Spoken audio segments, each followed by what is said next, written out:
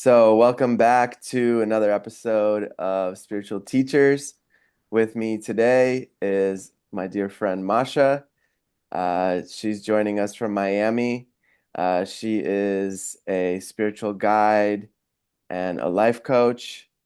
She's also a meditation teacher and one of my spiritual teachers. So, welcome in, Masha. Thank you. How are you? I'm great. I'm great. Um, It's a beautiful day here in Las Vegas, and I'm really grounded in this morning. I'm feeling really good. How about you? I feel good as well. I've been doing my practice, so that is the ultimate, um, in my opinion, the ultimate truth. If you do your practices each day, then you show up as your best self, no matter what happened the day before or what happened 5 minutes ago. hmm Yeah, absolutely. And your practice right now is you get up at what, 5 or 6 to do your meditation? My body has naturally been waking me up around 5. Today I slept in a little bit, so I did start at 6:30 with my meditation. hmm I just noticed that if it's like any later than getting up, gotta get up before sunrise. I don't know why that is to tackle an hour of meditation. Yeah, well, there's so many teachers out there in India and other countries that say that there is this pocket, right, between like 4:30 a.m.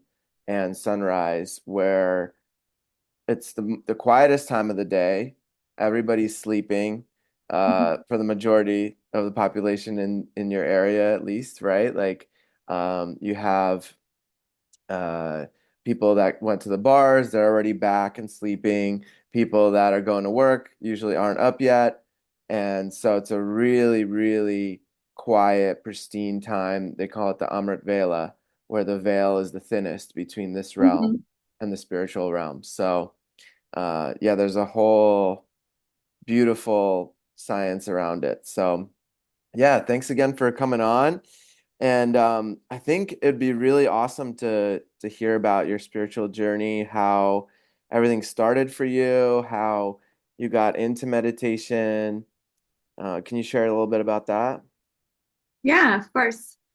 So I think my spiritual journey started when I was little, probably moving from a country where I got baptized, Russian Orthodox, and I guess growing up Christian, and then moving to Israel where I learned about Judaism and being partially Jewish. So, like, spirituality for me started then because I never felt like I belonged to either religions because they kind of like I didn't feel like I fit in in either countries or either religions, and I kind of was like made fun of for not like being one.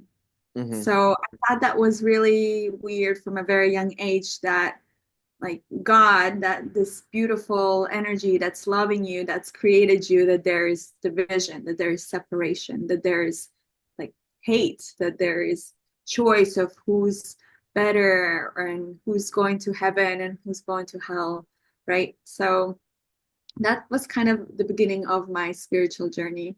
So as I got older, moved to America and I started to explore spirituality, I discovered meditation.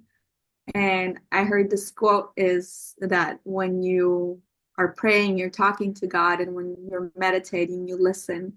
And it Mm, really resonated with me. I So love I that. started practicing, yeah, started practicing yoga at 12 years old, thanks to my dad. So that was like my introduction to meditation, I guess.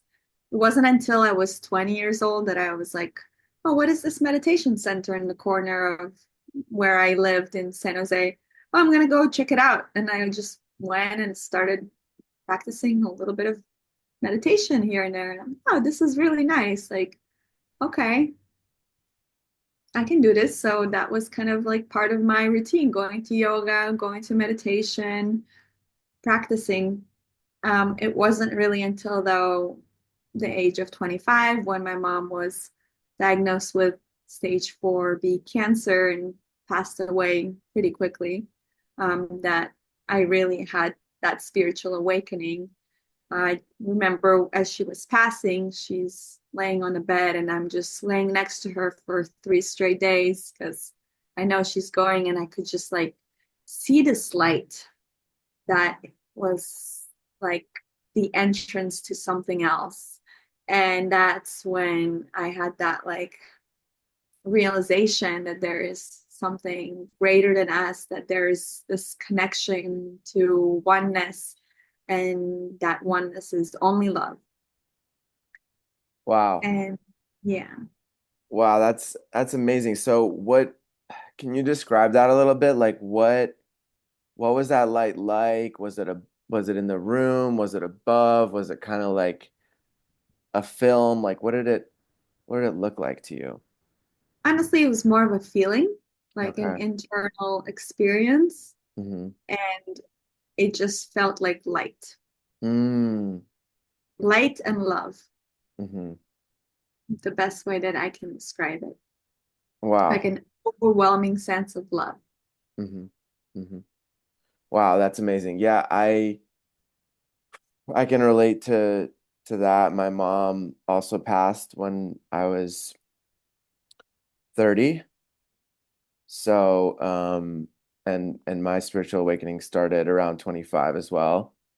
And when she crossed over, it was very, very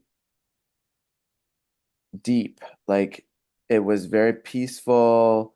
Uh, she was still very aware before she left. So we told each other we loved each other, we forgave each other. She had been paralyzed from the chest up for 5 years. And so she was in hospice, very emaciated, very skinny, and she was ready to go. And it was her time, and it was right before COVID hit, right before. And if she was very nervous and worried about those kind of things. So I'm really happy that she didn't experience that. But I think it was divine timing for her soul to choose that time to go.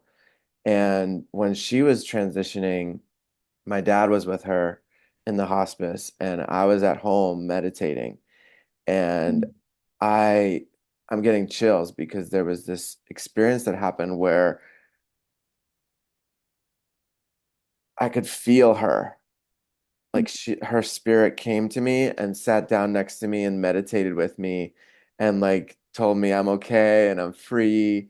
And she was like so happy to be moving again, because she couldn't walk for 5 years. And she just was so full of joy. Her spirit was just ecstatic, and I was like so happy for her. And I had spoken with some of my teachers at the time, and they guided me to on how to energetically, like with Reiki and these long distance types of healings, to help her spirit fully move out of her body and Wow.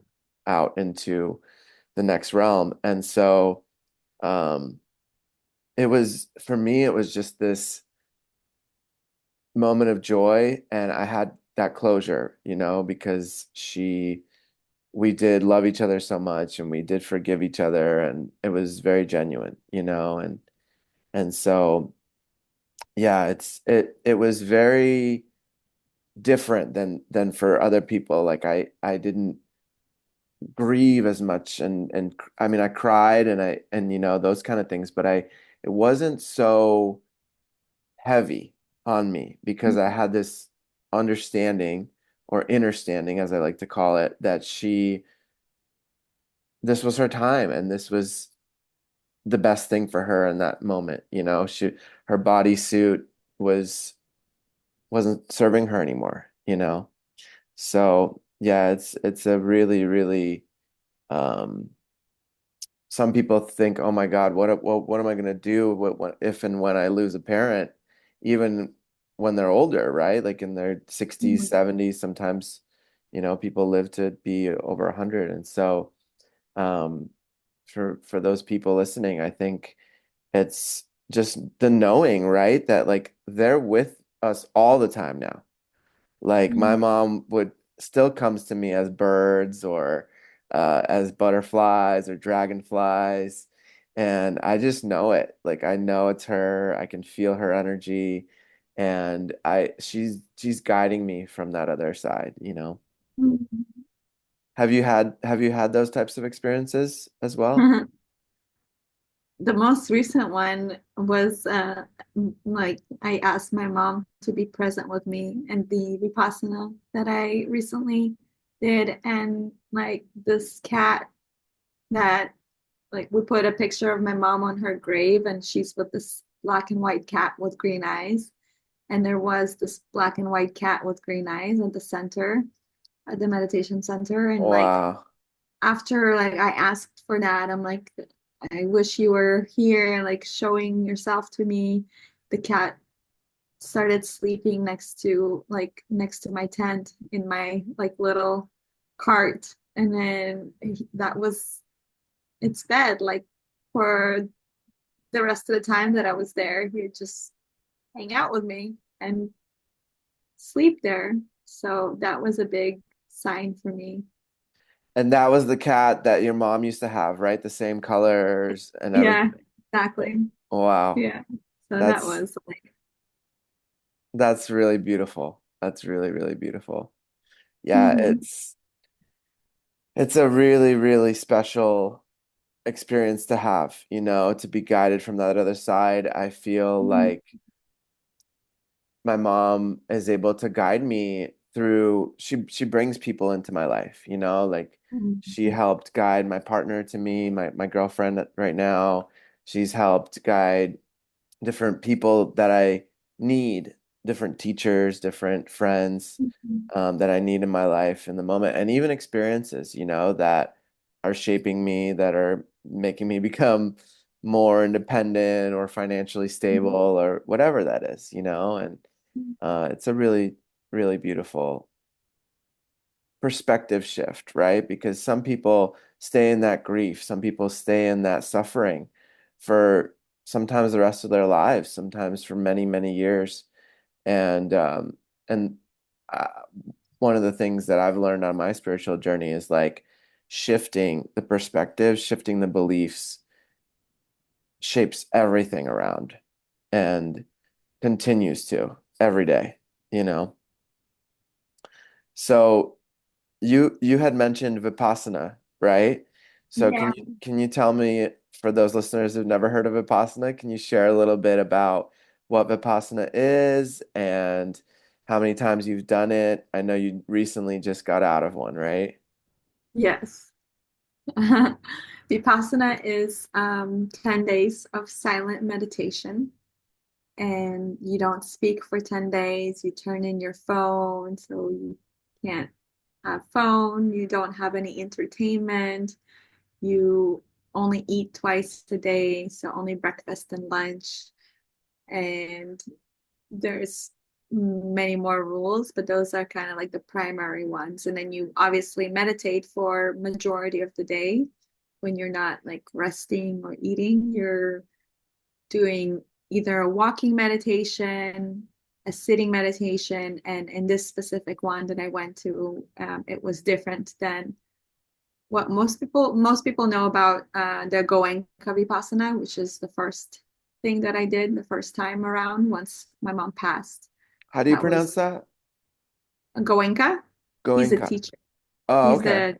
the of like the Vipassanas that are across the world. Like that's the primary kind of sect, I would call it. Mm-hmm.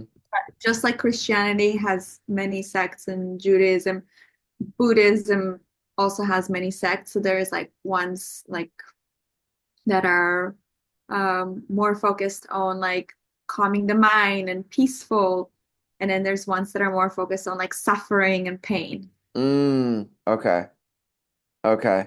Yeah, my dad's working with a teacher right now from Australia who had reached enlightenment through that type of practice where you focus on the pain and you just continue to dissolve it and release it. And so, Yeah. is that the one that you That, just did? yeah. Okay. I had no idea what was coming. I was expecting that it was going to be the same as Goenka, where we just focus on the breath, focus on the body, focus on the sensations. But this one was like, no, life is all about suffering from the moment you're born to the moment you die. You fall, you get sick, you get injured, and there's always pain. There's always suffering in the body. So can Mm, you observe and become like the observer basically and like detach yourself from this suffering and not have so much clinging to this attachment that we as humans have. I think most everyone who's listening are probably familiar with Eckhart Tolle and the Power of Now and how he talks about the pain body. hmm So this is very similar. This is like we all live in this pain body, the suffering, but we are always chasing happiness and trying to avoid the suffering, trying to alleviate it, right? Like trying, what's the quick fix? Oh, something hurts, let me put some like cream on it, or like, numbing, right? yeah, Numbing something out. itches, I can't stop itching, let me put some itch cream on it. Like, so it's like, no, it's inevitable. Can you just watch it and then allow it to disappear? And I Mm. think that was very, very profound for me this time around. I really, really, really put everything in perspective, like back on track. Okay, so if you have an itch, you're not supposed to touch it. If you have a little pain in your finger, don't look at it. You just observe it from an internal place, right? Even uh, going as far as like, I mean, obviously, if it's a sickness where you can do something about it and you want to alleviate it, I'm gonna go really as far as cancer. Like you have cancer, but you're not cancer, right? So if you are spinning your mind, spinning the thoughts into, I mean, they've done a lot of studies about this. Like someone goes in for um, a checkup and the doctor misdiagnoses them, and then they end up like dying. And then they do a biopsy, and this person never had this cancer or disease. So, like, basically our mind is so powerful to either create medicine or create poison, literally. So it's like if you have something or you're diagnosed with something, are you spinning your mind? Is your thoughts, is your yourself like so attached to this diagnosis? So the practice is, if you're doing the practice and sitting in meditation for an hour, things are going to hurt. Your knees are going to hurt. Your back is going to hurt. But can you watch it and not adjust the pain, not adjust the knees, not shift, not move, and just like watch it and then come back to the body sitting, come back to the breath. Okay, okay. So in this experience, right? Did you ever reach a point where the pain dissipated? Yes, all the Okay, time. okay, amazing. So how did you have any concept, because there's no phone, there's no clock. Did you have any concept of like how long it would take? Would it vary? I know that the more painful it was, and the more that I was able to like push through it, basically allow it to dissipate, then I would reach this like aha, like whoa, like bliss state, like Mm, of feeling of realization that like I can overcome anything, hmm that nothing is impossible. Like we are able and capable of anything we set our mind to. Yeah. Yeah, we're really limitless, and the only things that are limiting us really are our beliefs. Exactly. So, okay, so the first day, did you reach that place or No, no? Okay. took me like 5 or 6 days to really Okay. reach Okay. Okay. And then when you reached it, were you like, "Whoa, that was amazing," or what it. was And your as soon as reaction? you're like, whoa, then you're out of it. So Oh, okay. you really have to just become the observer of the mind and the body. And when you're observing the mind, like who's saying whoa, like that's the mind. That's Hmm. already so there's almost like three entities in you. There is the body, there is the mind, and then there is the no self. Like the spirit. Yeah, there is like the observer of everything that's happening. So Hmm. you're not your body, you're not your mind, you're like the separate third. Yeah. Hmm. Okay. Okay. Wow. So as soon as you would start being in amazement of it, it would just like that come, the pain Mhm. would all flood back. Not necessarily because you watch the pain disappear, so the pain disappeared for that moment Hmm. until a new pain arises. But it's just the bliss state, like you have a glimpse of it, the no self, that Okay.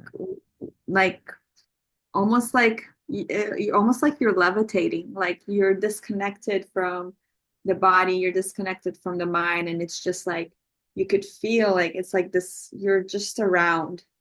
It's like you're this energy around the body, and you could feel this like almost like a film, like a thin veil around the bodies. Is the best that I can describe it. Do you And think that's the aura, I or do you think that's something different? don't know. I mean, I can't describe it in words, or I'm not able to explain it. It's just a sensation. Okay. Okay. And it Well, and at that moment there is no thought. So there is no self. So uh-huh. you're just like nothing in that moment. Right. Okay. Wow, that's really beautiful. Really Mhm. beautiful. So those first 5 days, are you having lots of thoughts and are you just letting them kind of come and go? What was your process of getting to that no self? Honestly, it's the practice. It's if you commit to, I mean, they told me I was the only non-Thai person in this retreat. So someone like had told me like a lot of foreigners don't don't last past 3 days, past 5 days, past 7 days. So it's really just like the commitment. Hey, I'm committing to completing this 10-day course. I'm going to commit to waking up at 4 in the morning and coming to the meditation hall. And I'm committing to doing all the tasks that are assigned by the master. And I'm committing to sitting, and I'm committing to following the instructions, which is like, hey, if the pain comes, observe, let it pass. So it's all about the work. That's why they're so adamant about like when you get out, like meditate for an hour every day, like, or else you lose the magic. Like Hmm. it's not something like you come and then you leave and it's there with you forever. Hmm. Kind of like, if you're healthy, if you're eating healthy for 1 week and you're trying to lose weight and all of a sudden you saw like a couple pounds drop off and then you're like, okay, great. And then you go back to your old ways. Right. What happened? Right. So that's Yeah, why it, I'm it like, yeah, it is like an energetic cleanse or like an energetic sh like a attunement, shower, clearing. It's so important to do on a daily basis because otherwise it seems as though the frequency starts to drop and everything is frequency in this reality. Even, science has shown even the table, the plants, everything is vibration, right? And so uh we being what almost over 80% water, we're vibrating. If you watch those videos online, right, of like sound and waves moving through water, like that's all happening Mhm. in our body and we are frequencies. So depending on the habits and the things we choose is how we're going to vibrate, right? Mhm. So that's really beautiful. So this teacher, is he from Thailand? Is that why there were so many people from Thailand there? Okay. Yeah. Yeah. Okay. And is that type of Buddhism primarily in Thailand or is it, do you know about that? Well, we were actually chanting in Pali, which is language that Buddha spoke, which is um, a dialect in India. Okay. So he went to like the Buddhist school. So it was very, very much like the, I mean, I would say like the Indian version, but I don't think I mean, honestly, actually, I don't know how to answer that question because I don't know. Okay. Okay. But I just No, know we were chanting in Pali, which is Indian. okay. Okay. And so when are you chanting those mantras? Is it before the meditation, during, after? So we would chant every morning, 4 a.m. for an hour. Okay. Sitting on, oh, here's how it was different from the calmness meditation. We were sitting on our feet. So, like rock pose. Okay. Yeah. So not cross-legged. So while we're meditating, you're sitting on your feet and the circulation, your blood circulation from your knees down just cuts off. Right. So you just can't feel your feet for like the last 30 minutes. And then when you take them out, it's just burns, like as if someone's like stabbing you with like knives.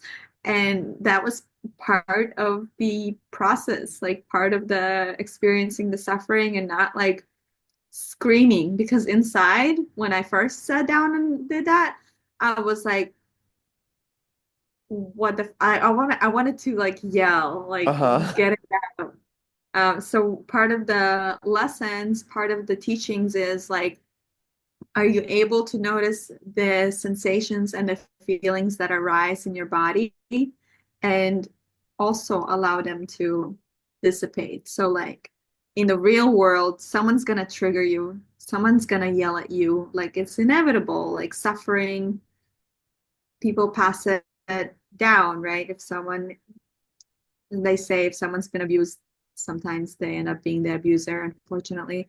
So like you're gonna be surrounded with those types of situations. So are you able to like watch that like pain arise, that like anger, frustration, whatever it is, and not put it back onto someone, not scream, not react. So that was definitely a big lesson. Okay. Okay. So you're chanting for an hour, Yeah. right? And then what's happening after that? Then you sit cross-legged for an hour and meditate and listen to a Dhamma talk. Okay. So the main Mhm. teacher is doing a talk while you're Yes. meditating. Okay. Yeah. Okay. So And that sometimes goes you, till 6 a.m. usually? and then we do a walking meditation. Okay. Okay. And is Yeah. that also traditional in the other type of Vipassana you mentioned? In yes, Goenka's Vipassana, we did do a walking meditation as well. Okay. And the diet is very specific. You're not eating any meat. Actually, this one they didn't care about that. Oh, really? So there was plenty of like pork, which actually like wasn't digesting. So I like really wished that there was like a vibrational plate. Hmm. Like randomly, I wished for that, and then the next day, like someone had ordered one from Amazon, and it was standing right next to my tent. And I Wow. was like, Yeah. Everything that like I asked for that was like small just like appeared. Hmm. Um, and that's been happening since I've been back as well in all kinds of ways. Okay. Okay. So yeah, we'll dive into that. But Yeah. I'm really curious. I haven't heard of that before. In most of these ashrams and these types of temples, they are strictly vegetarian. So that's really interesting. So is it pork or they also do beef and chicken as well? Yeah, all kinds of things. And Okay.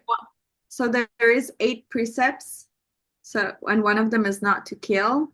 So I did ask about that. I'm like, well, if the precept like that the monks follow and one of them is no killing, I'm like, how come there is meat? Right. And the master is like, well, if the meat is available in the store, the supermarket, or the butcher, like, you're not the one who killed it. So you're eating like whatever is available, whatever is there. But you yourself are not supposed to be killing, like, so you don't continue your karma, right? So you don't continue to reincarnate. And that goes to like to everything. So like if you're practicing, um, if you're trying to reach enlightenment and you're practicing, you're not supposed to be like in any field like exterminator or like a weed kill. Like you're not supposed to be providing weed killers or selling that. And yeah, you're not supposed to be killing, but if you're purchasing, doesn't count. That's really interesting.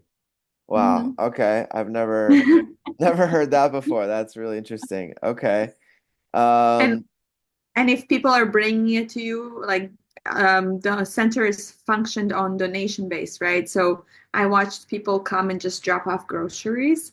So mhm. like whatever people are like dropping off, whatever donations they're receiving, that's what they're feeding us.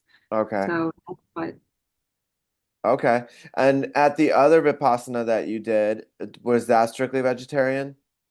correct, yeah. Okay. Okay. I've been to a place in San Diego, near Escondido, which is called Deer Park, where they have a Vietnamese type of Buddhism.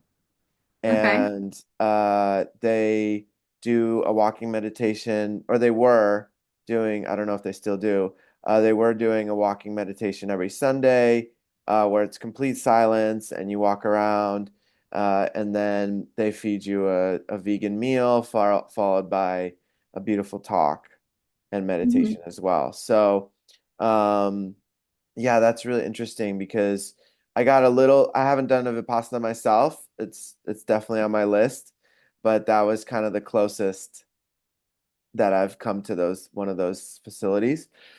So, um, Our friend Sarah works there. in in the one you just went to? Oh, in Deer No, Park. yeah. Oh, okay. Okay, cool. Cool. Yeah, that place is really special if you're in SoCal. I highly recommend visiting that place. And then right near there, there's a Tibetan Buddhist temple. That's really Really? beautiful. Yeah, Wow. like within 15-minute drive. And I've been there a few times and that one's really beautiful. They have a really nice energy in there to meditate, and they hold service. They hold service weekly, and when Dalai Lama comes to San Diego, that's where he stays. Wow. That's Yeah, awesome. yeah. So it's a really high vibe place. They both are.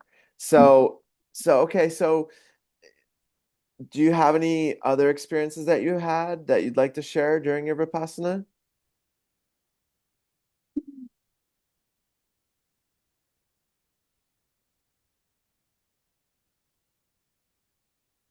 I just want to share that simple technique that everyone can use in their daily life. Okay, sounds So great. when you do sit down and just close your eyes and meditate, you don't focus on controlling the breath. So this isn't breath work. You're just focused on observing the body and how it's sitting and breathing. And you don't suppress the thoughts. Some people think that in meditation you're supposed to shut off your thoughts, but no, it's completely normal and acceptable to allow the thoughts to enter. And then you just return to your sitting meditation, to feeling the body sitting in this place, feeling the breath in this place. Beautiful. Really wanted to share that. Beautiful. And I can Mhm. tell because I know you, we've been friends for several years. I can tell this retreat had a really beautiful effect on you. So, yeah, thank you for sharing that. That's really special. Yeah. So now that you're back, you're doing your meditation every morning for an hour, and that's something you're basically committing to for the rest of your life, right? This is a daily practice. I'm really, really, yes, yes. Mhm. My intention is to do that. And then obviously, like, I know that if I ever need a reset, a reboot, I know I know what to reach for. Mhm. It's just like a no-brainer. Mhm. So, which is meditation, right? Yeah, which is like going to another Vipassana or doing it on my own. So, but seeing the magic that's been unfolding ever since I've been back as well, it's just, there's no doubt that there is something greater, that there is this energy field that's around us that you can't really explain. And all you need to do to tap into it is to be in stillness for a little bit. hmm hmm Yeah, that brought up something that I noticed in my own practice when I went to Costa Rica. I lived in an ashram down there for a month. And I remember my travels getting down there were really nerve-wracking for me. It was a country, it's my first time traveling alone to a country Mhm. where it wasn't my primary language. I speak a little bit of Spanish, but it was there was a lot of unknowns getting down there, right? Like I didn't know how I was gonna get a ride down there to the ashram. I didn't know these people. Like everything was new, but I knew I had to do it. And I Mhm. remember getting down there and my whole nervous system's like shaken up, right? Like I'm just stressed out, And I was like, you know what? I'm here. I'm in this beautiful rainforest now. They have 500 acres of jungle and two waterfalls Wow. there. I'm like, okay, I'm here. I can relax now, right? And so the first thing I did was I sat down and I meditated, and it took me about 2 hours to to get my nervous system to fully reset and to fully calm down. But that was really empowering for me because I was like, even at one of the most stressed experiences, I can still reach that 0 point or that centered state just by sitting by Mhm. myself in silence for 2 hours. So that was really beautiful for me because I'll never forget that I can Mhm. always find 2 hours to reset my system Mm. with no matter what's happening in my life. And you know, it really helped that it was a really beautiful scenario and scenery and everything, but anybody can do that in any place, right? Like Yeah. anywhere in the world, people can find a quiet place to sit down and just allow their body to ground in, to center, to come back to the breath. And so yeah, that was a really powerful experience for me for sure. So Yeah. I want to share a story that's similar to yours and like how true it is. After I came back just this past week, my client came over and we did our usual like talk therapy, and then he's like, "Okay, I'm ready like to level up my practice." I'm like, "Okay, let's sit for an hour and meditate." So Mm. we sat for an hour, we meditated, and then he left and I went to sleep and his car wouldn't start. Oh wow. So, yeah, his car wouldn't start. He ended up going home, and then the next morning he comes back with a battery, and I'm like, "Oh, what happened?" He's like, "Well, normally I would be freaking out in that type of situation. But you know what? I went home. I even enjoyed myself. Mm. And then I knew everything would be fine. I knew that I would figure it out. But normally I would have had like an anxiety attack. Like it would have been so stressful. But I'm like, that's it. Like if you do this practice, you're just any challenge that this life will throw at you, which is inevitable because everything is impermanent. Nothing is here forever. You're just equipped to know how to regulate you don't even need to know how to regulate your nervous system. You'll just automatically already be in tune, right? Yeah, the body's amazing in that way. You know, the body is so there's so much the body can do that most people just don't haven't tapped into yet. Like I know I learned about myofascial unwinding, and that was a really profound experience for me because the myofascia, just to give people a little backstory on what it is and what myofascial unwinding is, basically every single cell, every single muscle fiber, every not every cell, but every muscle fiber, every part of your body is surrounded by these little it's kind of like when you get a piece of chicken, right? There's that white film on it. That's the myofascia. And so we have that all through our body. That's what surrounds all of our muscle fibers. Then the bundles are surrounded by that. Then every muscle, every part of our body has myofascia. And so that myofascia holds energy and it holds memories, it holds trauma. And so, what myofascial unwinding does is it's a technique that is similar to craniosacral, which is craniosacral is like people apply some pressure at the suboccipital ridge in the back of your head, and then there's a lot more to it, but basically with myofascial unwinding, you do something similar to that. You apply a little bit of pressure back there. Usually somebody else does it for you to hold the space and to do that.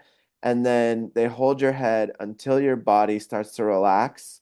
And then when the Mm. body relaxes into that meditative state, then it starts to unwind, where it's just like moving in all types of strange ways that like normally your body doesn't move in. So for example, all mammals have this, right? Where, if an animal is being hunted, like a deer or a bear, for example, right? They'll find a quiet place after they've reach safety, right? Like they'll find a quiet Mhm. place. Obviously, they're not injured or anything. That they've gotten away at this in this Mhm. moment. They find a Mhm. place because they're out of the stressful environment. So they go into this quiet place and then they lay down, and you can watch videos online of them like running really, really fast, kind of like when dogs run in their sleep. It's like that, but they'll actually relive the traumatic experience because they've left their body for that trauma and their spirit has, and then they come back in, and Oh, wow. it reintegrates that experience into the body.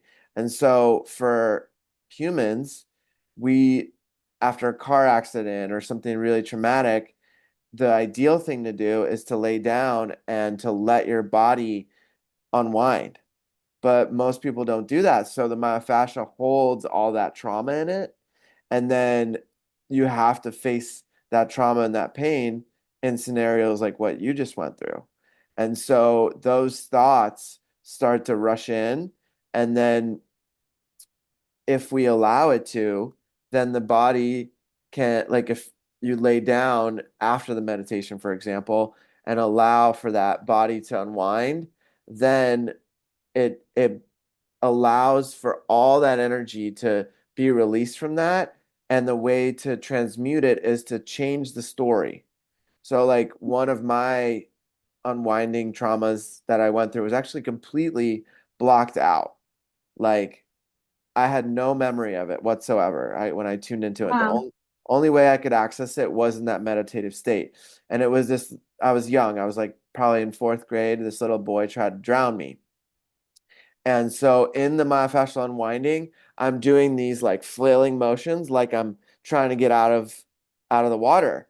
And in that moment, as I'm doing those motions and the myofascia is remembering, I remember the experience. Wow. It gets unblocked, and then I start. But then the key is to rewire the experience. So Hmm. for me, I started to have compassion for this little boy, right? He's young. Hmm. He's in some sort of a traumatic household where his parents are very strict, Russian Hmm. parents, and he probably was picked on by other kids, right?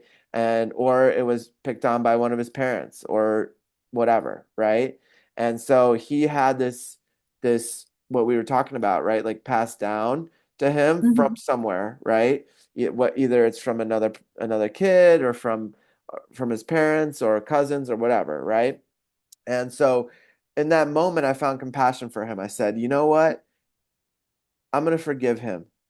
I'm gonna, he's a little kid and I'm gonna totally forgive him and I'm gonna let it go." And in that moment, the unwinding stopped and everything settled down. And so now I have that memory, but it's different, right? It's not this traumatic, crazy, stressful environment where I thought I was gonna die. Now it's me actually just recognizing it's just another part of my story, where this thing happened, this kid did something, and I forgive him, you know?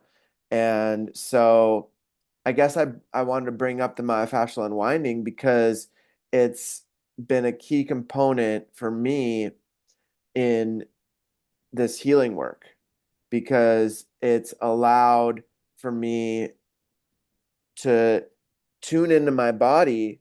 And then when I'm tuned into my body, I can feel everything that's happening.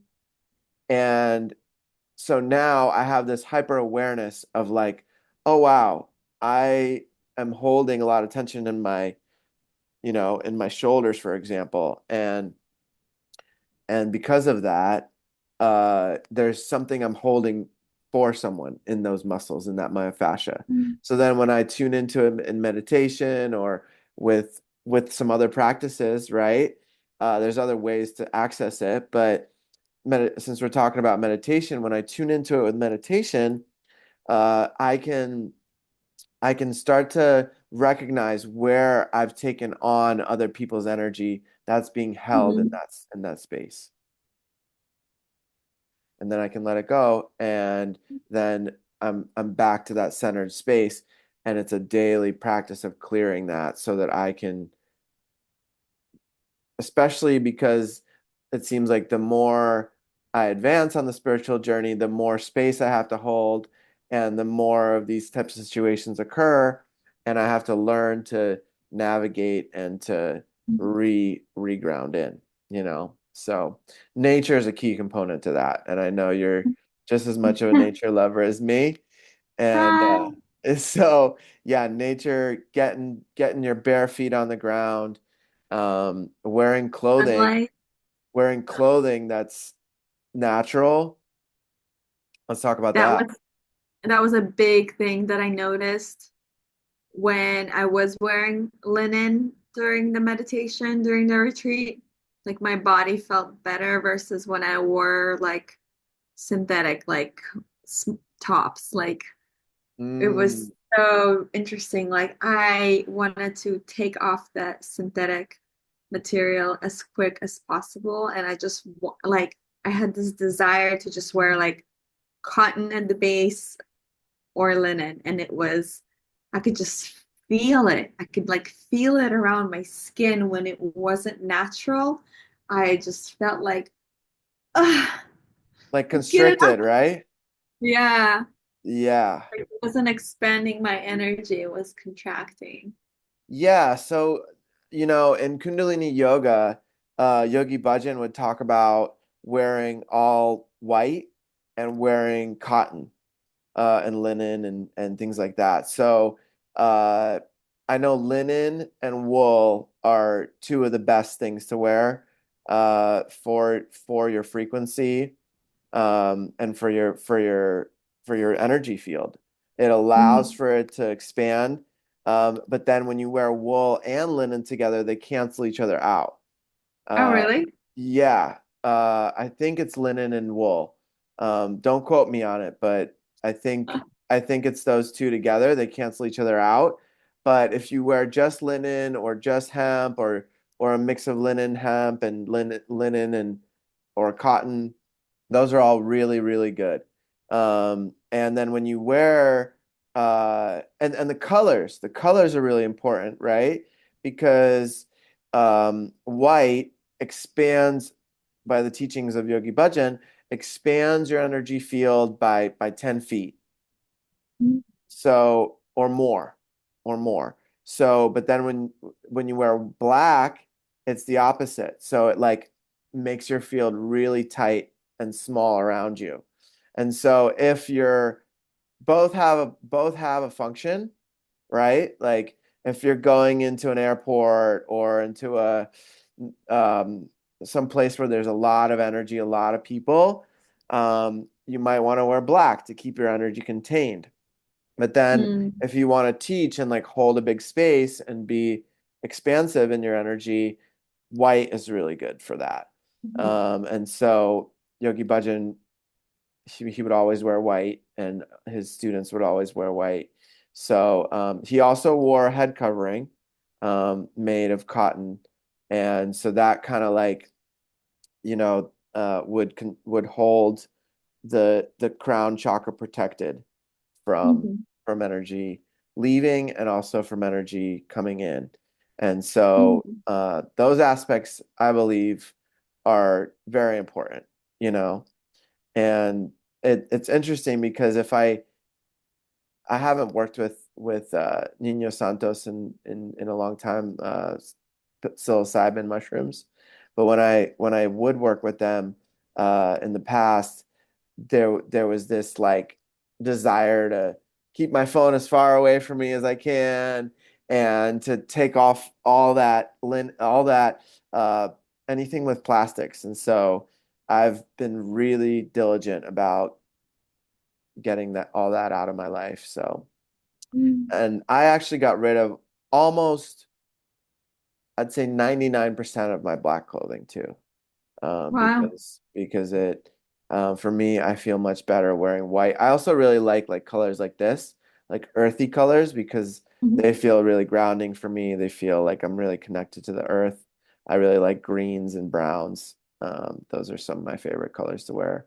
So also connecting them with chakras, right? Like if an individual feels a blockage in one of their chakras, they can wear that color to really start to work with Mhm. that chakra. So like obviously red is the root, orange is your sacral, solar plexus is yellow, heart is green, right? Throat, you got like a blue color.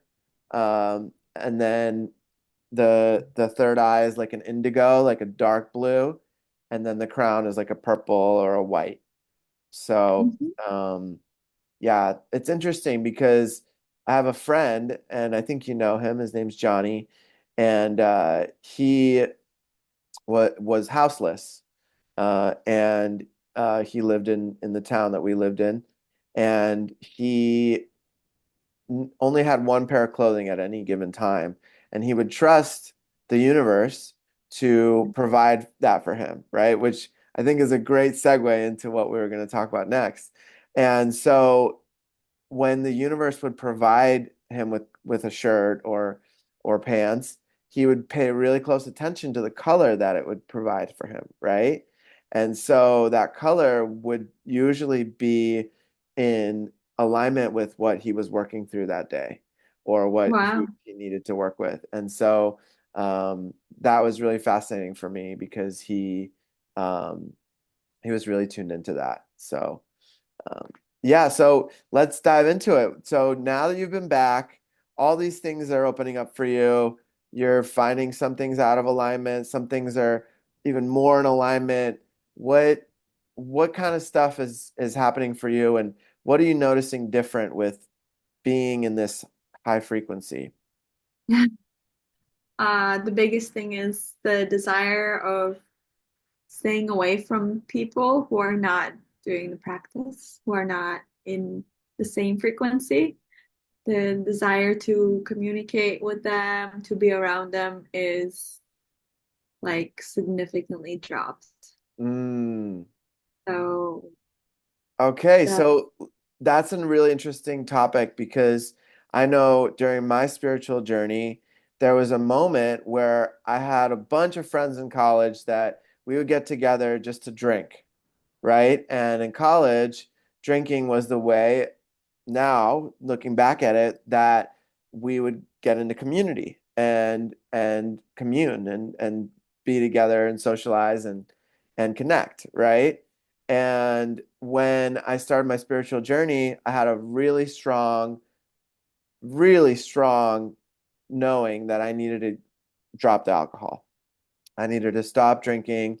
And this year, and well, this following year, 2025, will be 10 years that I've been no alcohol at all. And so it's really interesting because during the spiritual journey, these people start to just dissipate out. Like there wasn't any like deep conversation, it just naturally happened.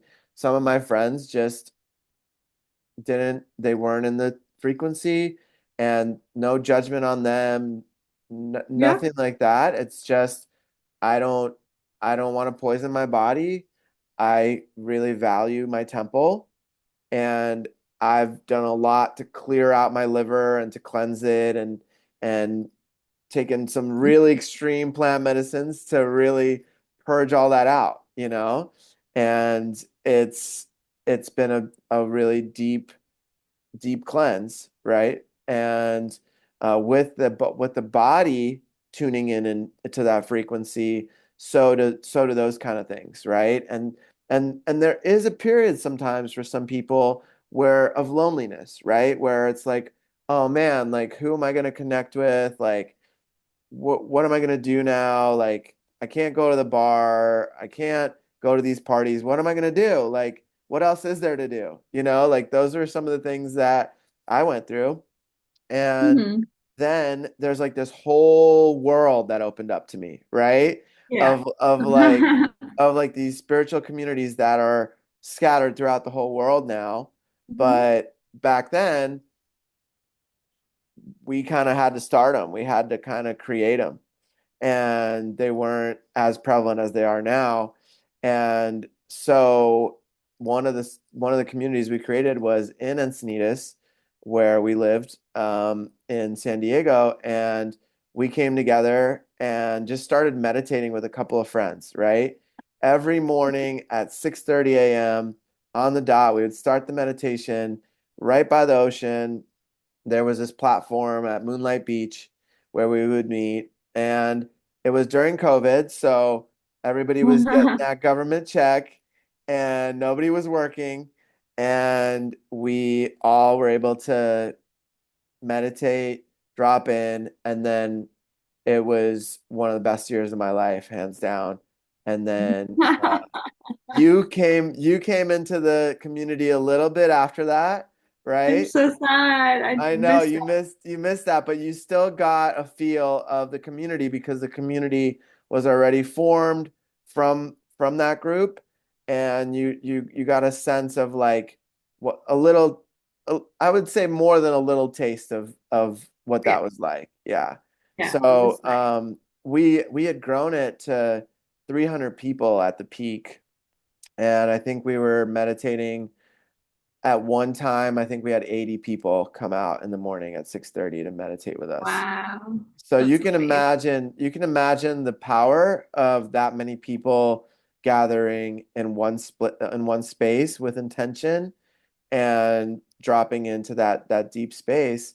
And there is definitely a power in a lot of people meditating together. And 100%. yeah, last year, um, maybe it was 2023. Yeah, I think it was 2023 that at the end of the year, I went to Washington, D.C., and one of the spiritual teachers from India came out, and he gathered everyone for this cultural event. And I think there was like close to 100,000 people there from Wow. the Capitol building to, um, what's that tower in Washington, D.C. called? The monument, I don't know. the main Yeah. the main monument. So in that space, he gathered like 100,000 people, and Wow. we ohmed, saying the word Om, Yeah. for three times all together, and it Wow. was profound. Like that was the most people I've ever been intentionally with in one space like that. And it was really beautiful because when we ohmed, it was like this vibration through Washington, D.C. and then out to the world. Because, I mean, Washington, D.C. needs it a lot. And so that vibration, that sound frequency just resonated through the all the people there and through the city. So that was really cool. That was really cool. And I know that one of your offerings is sound healing, right? And so do you want to talk a little bit about that? Interestingly enough, I've applied to go back to Goenka Vipassana and they rejected me because of being a sound healer. Okay, so how did they know that you were a sound healer? They called me for like an interview because I was a returning student and they asked me uh like they asked me about my profession and what I do. So I like randomly said, "Oh, I'm a yoga teacher and I do sound healing." And they're like, "Oh, what? You do sound healing?" And they're like, "Oh, we're sorry, like that's not allowed." And they rejected What? me for being a sound healer. That Yeah. that's wild. Did they give any explanation as to why? Because it affects the subtle energy of the body. And if you're practicing Vipassana, you're already going so deep into your subconscious that they don't want you to use any other tools to interfere. Wow. Hmm. Okay. Okay. Well, that's really interesting. Um, Fun fact. wow. All right. Yeah, that's a really interesting fact that I would have never guessed in my life. Okay. Yeah, So, I didn't know you could be rejected from going to wanting to meditate and sit for 10 days. yeah. Wow. Okay. So that was Uh, actually my solution to going to a different Vipassana center. well, So that was a beautiful blessing, right? Because you got this totally different experience. experience where it sounds like you were able to access different levels, different parts of yourself, right? Mhm. Really beautiful, really beautiful.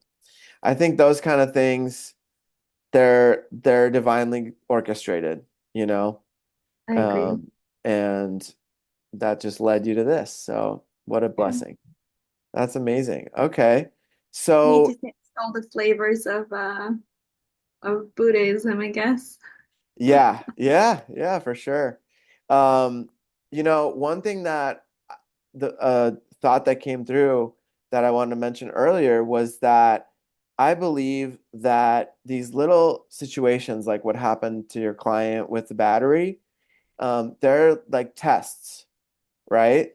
They're these experiences that spirit, creator, whatever you want to call it, puts us through in order for us to learn something from it, right? Mhm.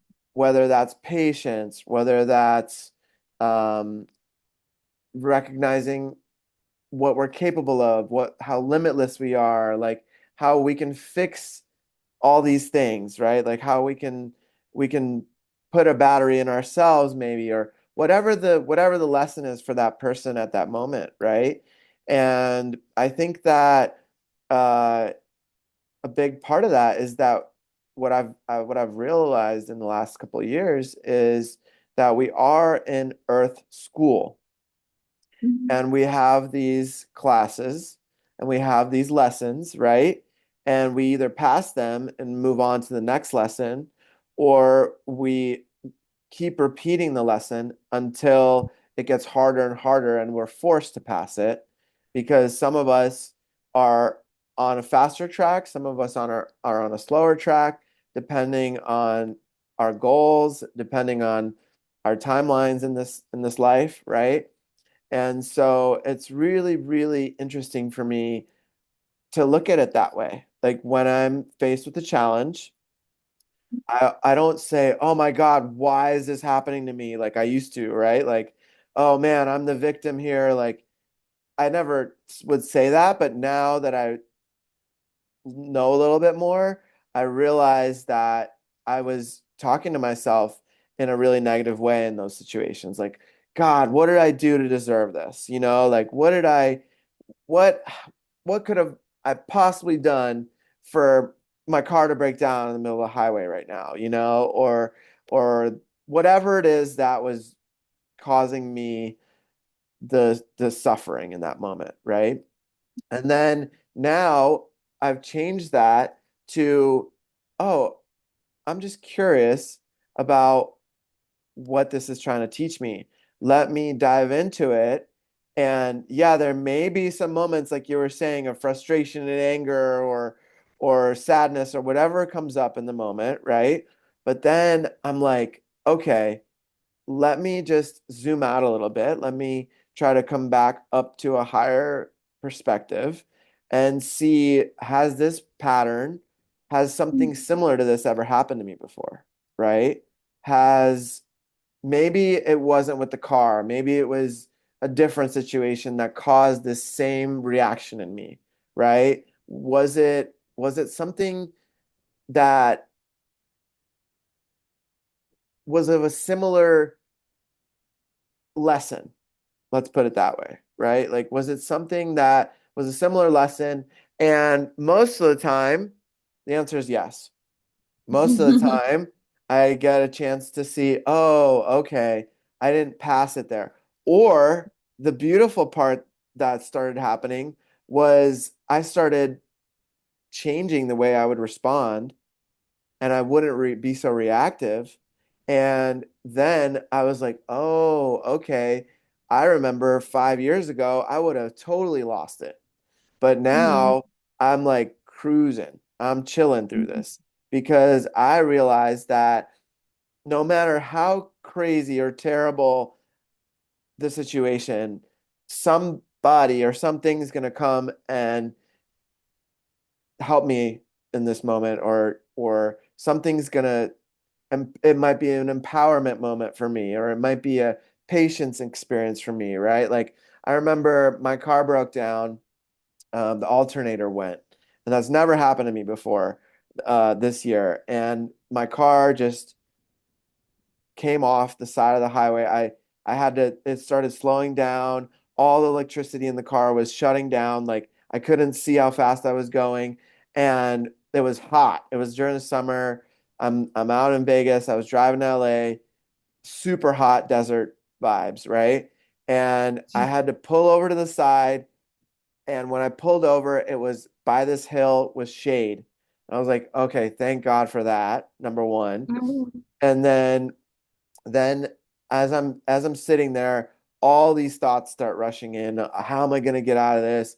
What am I going to do? Do I even have cell service here to call someone? Thank God I did. And then thank God my girlfriend was there. She like helped me calm down and connect to my breath. And then all these people started pulling up.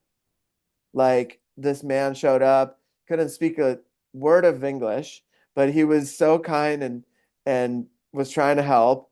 And then another person came and it was just so beautiful. And then that connected me to a series of events that brought this tow truck out. They hooked me up with like a good deal where this other guy was trying to scam me to get the alternator done that day so I could get to LA.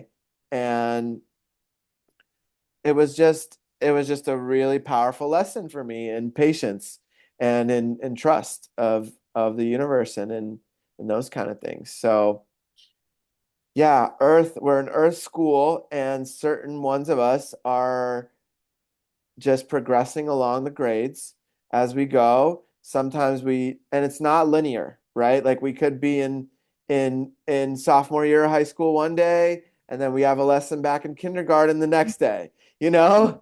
And yeah. that we didn't pass, but like, it kind of alternates. And so that's the beauty of it is like that kindergarten lesson really could like jetpack you right into grad school, if you just pass that you just pass that one lesson of patience or whatever it is, right? That might seem really difficult in the moment, but then when we're on the other side of it, it's like, oh wow, okay. Now something opens up and there's this lightness that occurs, right? Mhm. Yeah. So with those beautiful lessons comes these gifts, right?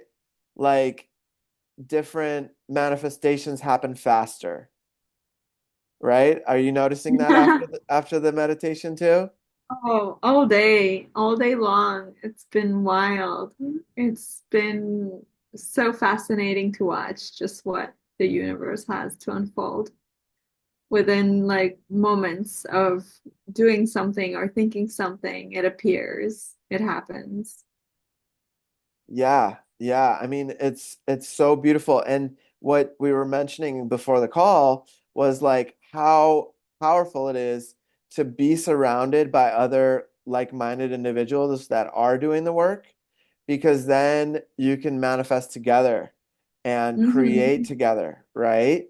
And so like being in that where when a lot of the people that we surround ourselves with are in that frequency, there's like we're limitless on what we can call in and connect to. But when we have other people praying for us, other people calling it in as well, it just happens so much quicker, you know?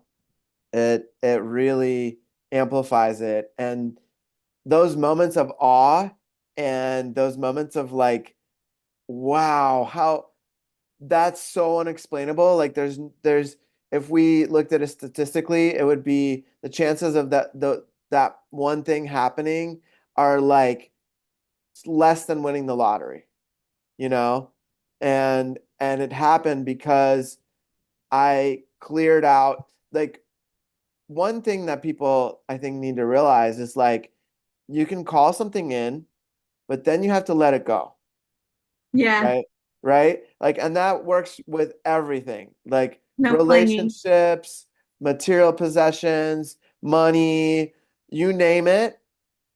You set as specific as you can with the universe, right? Like that's what I've learned is like being as specific as possible is really important, and then letting it go, which most people that's the for me that was the hardest part was like, okay, I want $5,000 to pay my credit card off.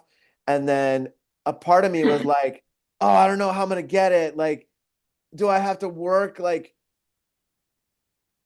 crazy, like into the night in order to get this? No, I just have to let it go and then it arrives. And also my beliefs have to be aligned with it, right? Like I have to believe that I can and will receive this. Like truly, like you can't BS creator, you can't BS yourself. You you know when you're blocking yourself, but those I awarenesses sometimes have to come in meditation or from a higher place, right? really love that $5,000 right now. Right? Right? Yeah. Yeah, I mean that's just an example, but do you want to share a couple of examples like of things that were kind of like unexplainable that have happened to you? It doesn't have to be in the last week, just in general in your life that maybe Yeah, like a really big one that pops up in your mind. oh, a big one. I mean, so many things have happened this week that it's like on top of my mind. Okay, sure. Let's share one of those. I mean, just well, just today was just so many coincidences.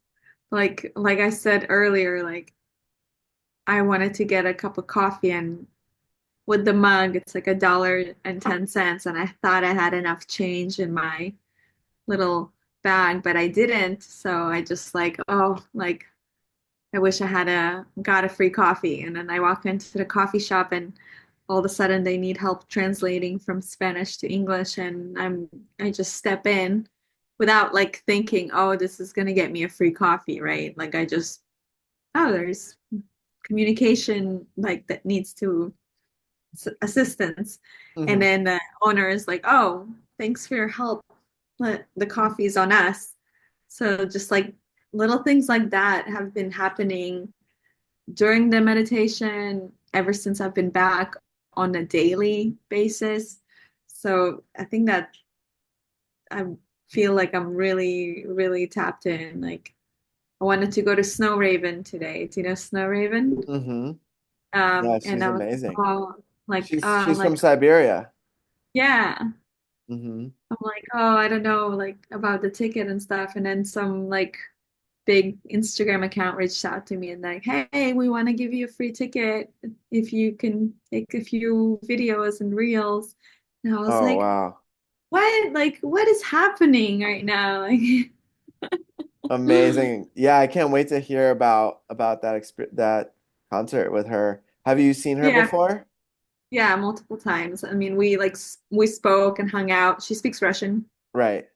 Yeah, Yeah, so I've never met her myself, but a lot of my friends know her and yeah, yeah, I know I've known of her and she's in the circle, you know, yeah. She of comes here spiritual often, community. and Oh, yeah, wow. she's staying at one of my good friends' house actually. Oh, So cool. So there's Cool. like the potential to probably hang out. So if you come down right now to Miami, Uh-huh. I'll get you Cool. Yeah, maybe in. we can get her on the podcast one of these days too. That would be really cool. Okay. Yeah, I would love to have her on. That would be really powerful to talk to her. She brings a really powerful sound and frequency when she sings. Like it's very, very potent and powerful. So that's really I amazing. I agree. Yeah. I think one thing that I really want to share and mention for people is gratitude. Like Mm. every day when we receive those gifts from the universe, and when we do get to call in and bring in those amazing blessings, is to stay in that gratitude. And Mhm. just the way you're speaking about it, for some people that may not be a big deal that they got a free coffee, right? They're just like, oh, whatever. But like I can sense by the way you're describing it how much gratitude you have and how beautiful that experience was for you. And Mhm. so for me, uh, it's a practice every night before I go to bed, is to show gratitude for all the things that Creator has provided for me that day and that I have called in and all the beautiful experiences I have. And then in the morning, I set the intention during my practice to be in the highest vibration and in the highest possible timeline for whatever needs to happen that day. And Mm-hmm. and then my job, my work is to clear out any energy that I've taken on from others and call Mm-hmm. my energy back to myself and then bring myself back into that centered place. So, do you find yourself setting any intentions like that throughout the day? I always ask to be of service for the greatest good of all. Mm-hmm. That's, I think, my biggest intention. And I always am grateful. And I know that my energy impacts others. So if I'm really low energy and like really negative and down, I don't leave my, I don't leave my room. Mm. I keep it contained. I keep it to myself and I let myself go through whatever I'm going through and don't go out spreading it. Like if I'm down, like I don't want to like almost like contaminate the population. I just let myself feel and let myself be and go back out there when I'm feeling good. Well, that's like a really beautiful high form of alchemy, right? Hmm. Like allowing ourselves to sit with whatever comes up, if it's sadness or anger, and Hmm. allowing ourselves to transmute it and then come out the other side. Hmm. So that's really beautiful.